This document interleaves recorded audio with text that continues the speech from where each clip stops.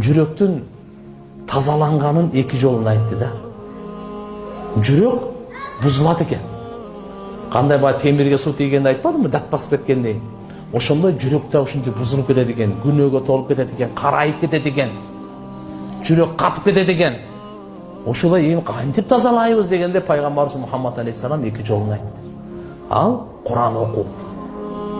Куран жүрөктү тазалайт экен, агартат экен, нурлайт экен, оңдойт экен, кубаттайт экен. Куран. Экинчиси өлүмдү көп эстөө.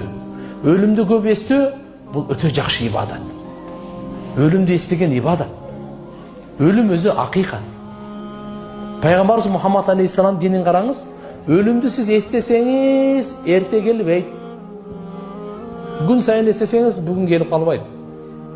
Өлүмдү унутуп, эсиңизден чыгарып койсоңуз, сизди унутпайт.